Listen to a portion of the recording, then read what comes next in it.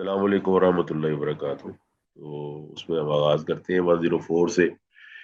اللہ وحدہ لا شریک فرماتا ہے یا ایھا الذین آمنوا، اے ایمان والو، لا تقولوا رائنا، کہ یہ نہ کہو۔ اچھا، تو اللہ تعالیٰ فرماتا ہے کہ یا ایھا الذین آمنوا، اے ایمان والو، لا تقولوا رائنا وقولوا انظرنا۔ اب یہ دو لفظوں میں جو ہمارے آج کل کے دور کے لحاظ سے جو اہم چیز ہے وہ یہ ہے کہ اس کو کہتے ہیں کہ اصطلاحات، ٹرمز، اور یا اس کو آپ یوں کہہ سکتے ہیں کہ بعض اس کو جسے آج کل آپ برانڈز کہہ سکتے ہیں یا اس کو آپ مونوگرام کہہ سکتے ہیں۔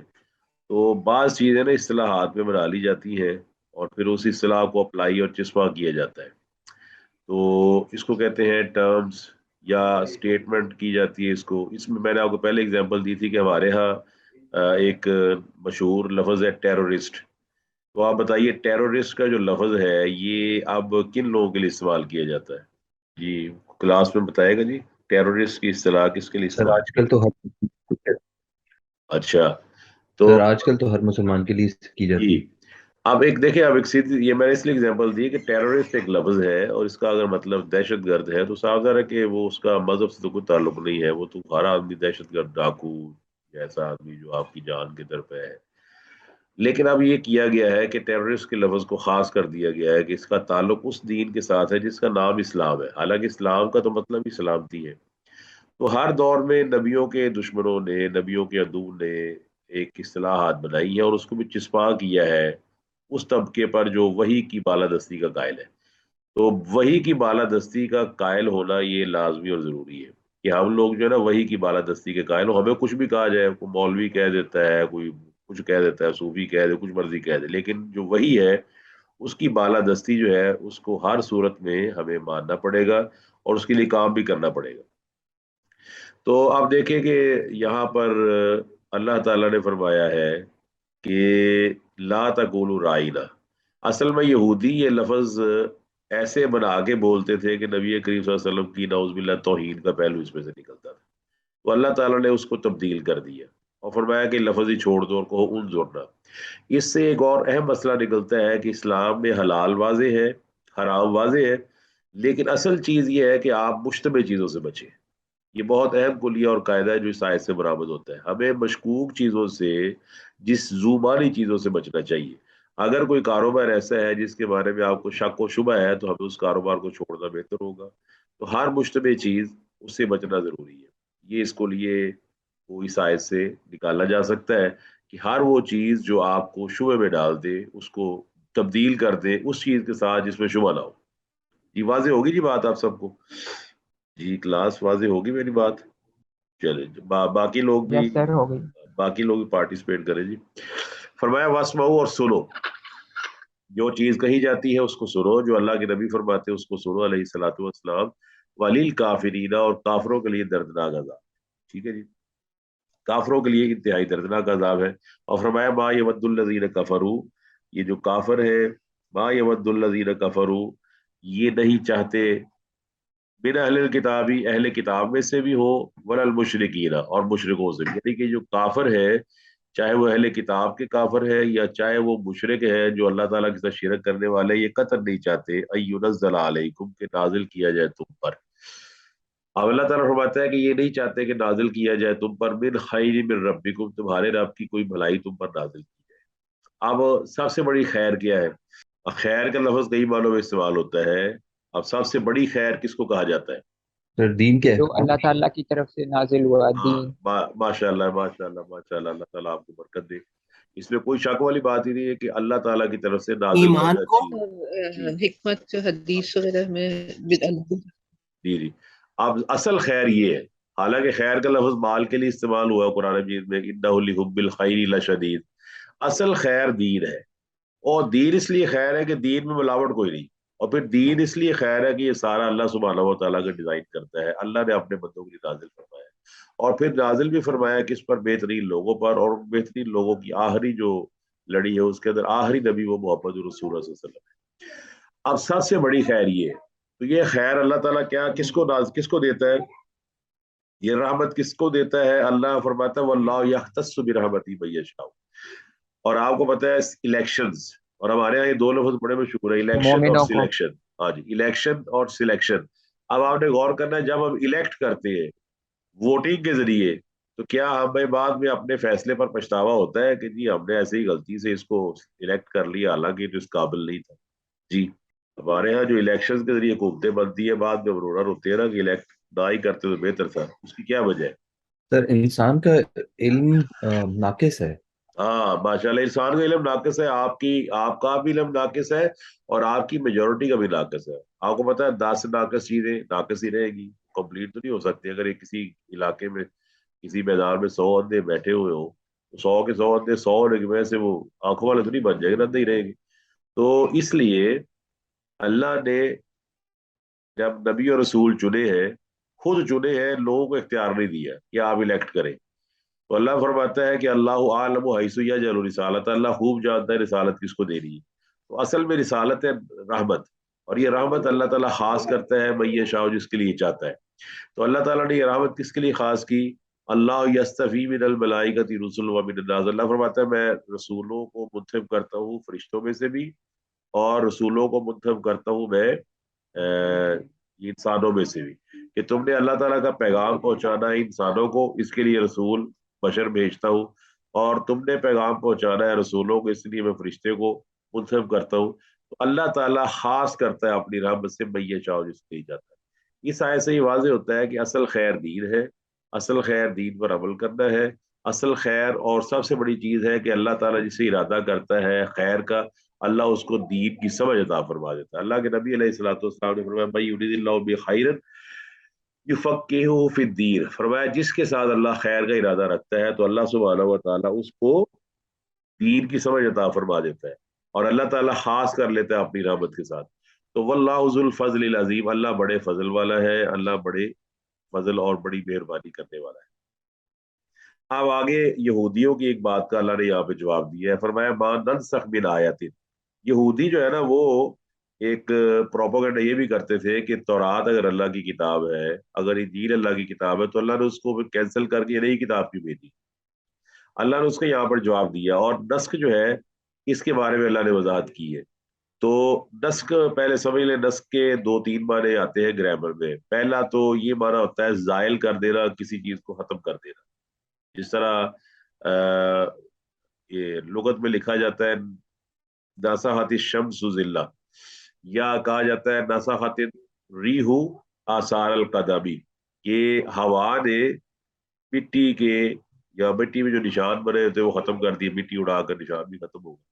نسخ کا دوسرا معنی جو قرآن میں استعمال ہوا ہے وہ یہ استعمال ہوا ہے کہ نسخ کا مطلب ہوتا ہے لکھنا، کسی چیز کو املا کرنا، کسی چیز کو لکھ لینا، کسی چیز کو. جس طرح آپ نے سنا ہوگا لفظ نسخہ، تو نسخہ ہمارے ہاں استعمال ہوتا ہے حکیم کا نسخہ، ڈاکٹر کا نسخہ. اس معنی میں کہ ہم لکھوا رہے ہیں، یہ بھی قرآن مجید میں استعمال ہوا ہے. نسخے کا لفظ تو آپ نے سنا ہوگا، بتائیے جی، نسخہ سنا ہوا لفظ، ڈاکٹر کا نسخہ، حکیم کا نسخہ. تو اللہ تعالیٰ یہاں فرماتا ہے ما ننسخ من آیت، ہم جو کوئی آیت نسخ کرتے ہیں اور ننسیہا یا اس کو بھلا دیتے ہیں. یعنی کہ بعض ایسی آیات بھی، ایسی چیزیں بھی ہیں جو اللہ نے بلوا دی. تو اس کا مطلب ہے کہ قرآن مجید میں نسخ ہوا ہے، اور نسخ کو سمجھنا بڑا ضروری ہے. اس لحاظ سے ضروری ہے کہ آپ کو معلوم ہو جائے کہ نسخ کس چیز کا نام ہے. اصل میں یہ ہے کہ اللہ سبحانہ و تعالیٰ قادر مطلق ہے، اور بعض اوقات نسخ جو ہے وہ اس لیے کیا جاتا ہے کہ لوگوں کے فائدے کے لیے، تاکہ لوگوں کو آسانی پیدا کی جائے. اس کا یہ مطلب نہیں نعوذ باللہ کہ اللہ کو علم نہیں ہے. اس کا مطلب صرف اتنا ہے کہ اللہ سبحانہ و تعالیٰ نے اس آیت میں نسخ کیا، اس لیے کیا، اور اس آیت سے بہتر ایک آیت نازل فرما دی جس نے پہلی آیت کے حکم کو یا تو خاص کر دیا یا اس کے اندر ایک تبدیلی پیدا کر دی. تو یہ جو یہود کا اعتراض تھا وہ یہ تھا کہ یہ پرانی کتابیں منسوخ ہو گئی تو یہ نئی کتاب کیوں آئی ہے، جب وہ کتابیں درست تھی پھر نئی کی ضرورت کیا تھی. تو اللہ سبحانہ و تعالیٰ نے جو احکامات، اس میں سمجھنے بات کی 2 چیزیں ہیں. جو پہلے خبر ہے، جو پہلے کا حکم ہے اس کو کہتے ہیں منسوخ، اور دوسرا حکم جو بعد میں آتا ہے اس کو کہتے ہیں ناسخ. اللہ نے فرمایا قرآن مجید میں انا کنا نستنسخ ما کنتم تعملون، ہم جو تم کر رہے تھے اس کو لکھواتے جا رہے تھے. 25ویں پارے میں اللہ فرماتا ہے. تو عربی زبان میں نسخ کا معنی آپ کے سامنے واضح ہو گیا، ازالہ کرنا یا کسی چیز کو لکھوا لینا، جس سے نسخہ ہے. تو اللہ تعالیٰ اگر کوئی آیت نازل فرماتا ہے تو بعد میں اگر اس سے بہتر کوئی اللہ تعالیٰ حکم مومنوں کے لیے نازل فرماتا ہے تو اس کی بھی کوئی نہ کوئی حکمت ہوتی ہے. تو یہ پہلی بات یہ سمجھ لیں کہ نسخ جو ہے یہ قرآن مجید میں بھی واقع ہے اور حدیث کے اندر بھی واقع ہے کہ اس حکم کا نسخ ہوا. اور قرآن مجید میں اللہ نے ایک حکم دیا ایک دن کے اعتبار سے اور اس کے بعد دوبارہ حکم دیا کسی دوسری چیز کے اعتبار سے. اس کا مطلب ہے کہ یہ نسخ جو ہے یہ قرآن مجید میں بھی واقع ہے اور اللہ کے نبی علیہ الصلوۃ والسلام کی سنت سے بھی یہ ثابت ہے. رسول اللہ صلی اللہ علیہ وآلہ وسلم نے اس کے بارے میں ہمیں آگاہ کیا ہوا ہے. اب نسخ کی آیات اس کے بارے میں اختلاف ہے. بعض اس کو آیات کو 500 تک لے جاتے ہیں. وہ اصل میں تدریج کو بھی نا نسخ کا حصہ سمجھ لیتے ہیں. تدریج کا مطلب ہوتا ہے کسی حکم کے اندر درجہ بدرجہ چینجز لے کر آنا.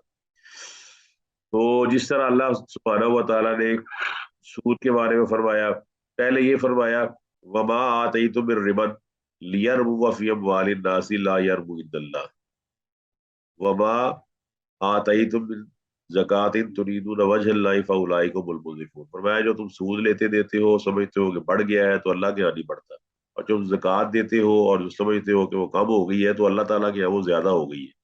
پھر اللہ تعالیٰ نے دوسرا حکم نازل فرمایا کہ لا تاکلوا الربا اضعافا مضاعفا, کہ تم نہ سود بڑھا چڑھا کے نہ کھاؤ. یہ سود بڑھا چڑھا کے کھانا اس وقت بہت عام تھا.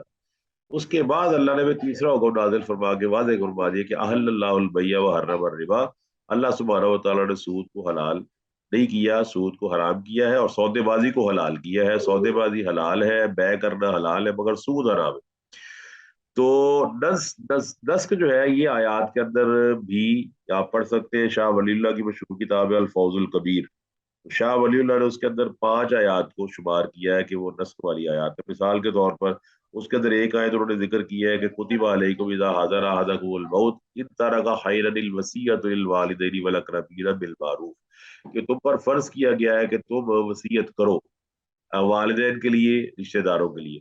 تو جب اللہ تعالیٰ نے والدین کا حصہ بعد میں مقرر کر دیا تو اس آیت کا حکم جو منسوخ ہو گیا اور اس کی جگہ اللہ سبحانہ و تعالیٰ نے دوسرا حکم ڈال دیا. تو اس کی مثال انہوں نے شاہ ولی اللہ نے اپنی کتاب الفوز الکبیر فی اصول تفسیر میں دی ہوئی ہے, جہاں پر انہوں نے اصول تفسیر کا ذکر کیا ہوا ہے کہ پہلے یہ آیت نازل ہوئی کہ تمہیں والدین کے لیے وصیت کرنی ہے, اور بعد میں اللہ سبحانہ و تعالیٰ نے اپنی حکمت بالغہ کے تحت والدین کا حصہ خود ہی مقرر فرما دیا تاکہ کسی قسم کا اشکال نہ رہے.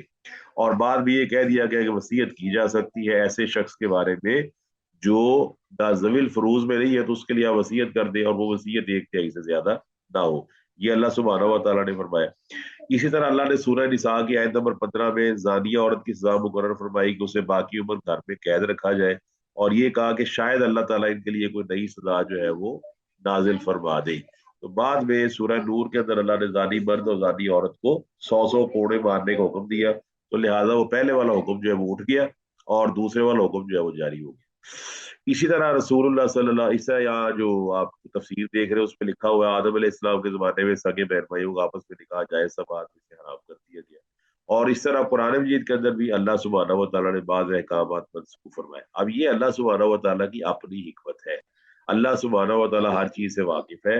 اللہ سبحانہ و تعالیٰ کی ایک حکمت یہ ہے کہ اللہ رحم کرنے والا ہے, اور رحم کا ایک تقاضا یہ بھی ہوتا ہے کہ آدمی کو سخت چیز کے ذریعے پہلے سختی کی جائے, اس کے بعد اس کو نرم کی طرف موڑ دیا جائے, تو پھر آدمی کو احساس ہوتا ہے کہ میرے ساتھ یہ اچھا کیا گیا کہ میرے اوپر سخت حکم کو رفع کر دیا گیا اور میرے لیے نیا حکم جو آسان ہے وہ نازل کیا گیا. اسی طرح آپ کو پتہ ہے جہاد کے اندر جو نسخ ہوا کہ پہلے اللہ نے فرمایا کہ 100 کے مقابلے تم میں سے 1:10 کی ریشو اللہ نے فرمائی وہاں پر, تو بعد میں وہ 1:2 کی ریشو ہوگی کہ 10 ہے تو 20 پر بھاری ہوگی. پہلے فرمایا 10 ہے تو 100 پر بھاری ہوگی, پھر فرمایا کہ اگر 10 ہے تو 20 پر بھاری ہوگی. یہ بھی اللہ تعالیٰ نے ایمان کی کیفیات کے لحاظ سے یہ بات ارشاد فرمائی کہ بعض اوقات بعض آدمی ایسے ہوتے ہیں ان کے ایمان زیادہ ہوتا ہے, بعض لوگوں کا ایمان اتنا کم نہیں ہوتا.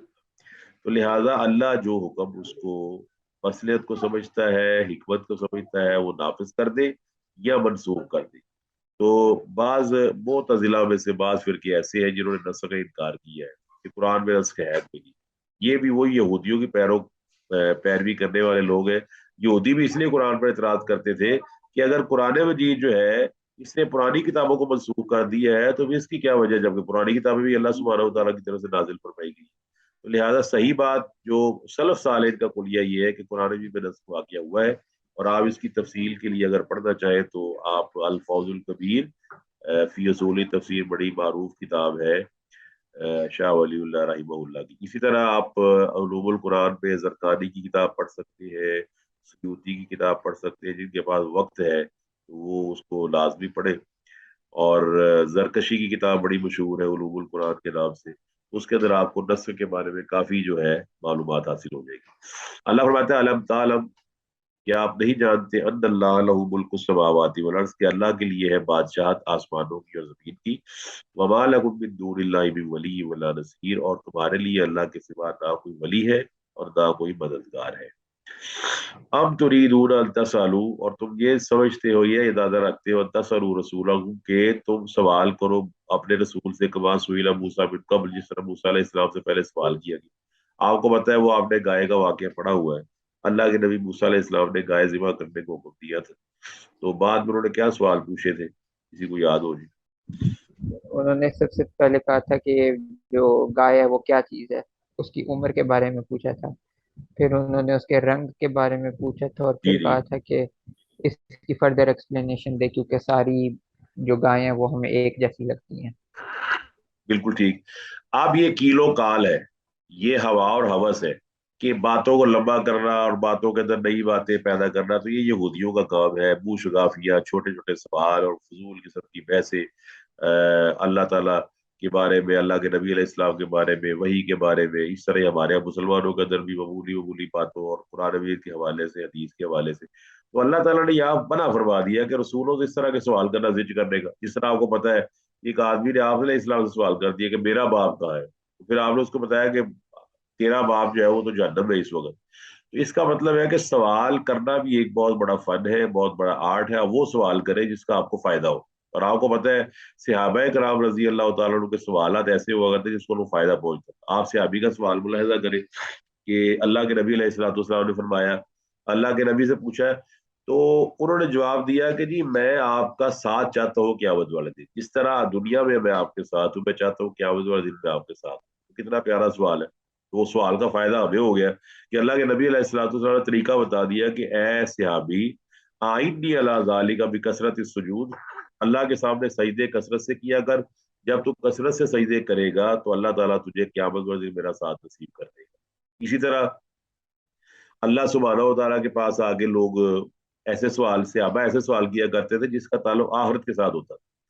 जिस तरह आप अलैहिस्सलाम के बाद लोगों ने सवाल पूछा कि क्या वाले दिन कौन किसके साथ होगा, तो आपने फरमाया अलमरु मा मन अहब्बा, अल्लाह क़यामत वाले दिन लोग लोग उनके साथ जमा करेगा जिनसे लोगों को मोहब्बत होगी। आदमी उसके साथ होगा जिससे उसको मोहब्बत होगी। अगर अल्लाह के नबी से मोहब्बत है, अल्लाह के नबी की बात मानता है, तो क़यामत वाले दिन अल्लाह के नबी के साथ होगा। अगर फिरौन हामान से मोहब्बत है, उनकी बात मानता है, तो फिरौन हामान के साथ ही होगा। सहाबा बयान करते हैं कि अभी साय से अभी बड़ी खुशी हुई इस बात से कि हमें चूंकि अल्लाह के नबी से मोहब्बत थी, लिहाजा हमें बड़ी खुशी हुई कि क़यामत वाले दिन अल्लाह हमें अपने नबी का साथ अता फरमाएगा।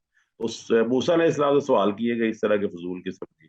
और कभी वो कहते थे कि इजल लना आलिहतन कमा लहुम आलिहा, ए मूसा जिस तरह इनका खुदा है, इनका मुश्किल कुशा है, बुत बनाए हुए, हमारे भी बुत बना दे।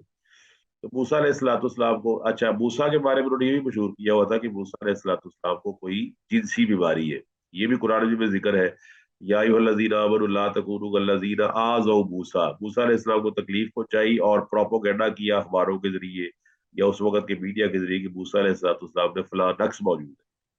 तो फरमाया ये बात दुरुस्त नहीं है, इसलिए रसूलुल्लाह सल्लल्लाहु अलैहि वसल्लम ने हमें मना किया है। फरमाया कि मैं तुम्हें मना करता हूँ इज़ातिल माल वल कील वल काल, मैं तुम्हें माल को जाया करने से मना करता हूँ और कीलो काल से, फजूल गुफ्तगू करने से, पीन बेक निकालने से, बहस तबहीस से मना करता हूँ।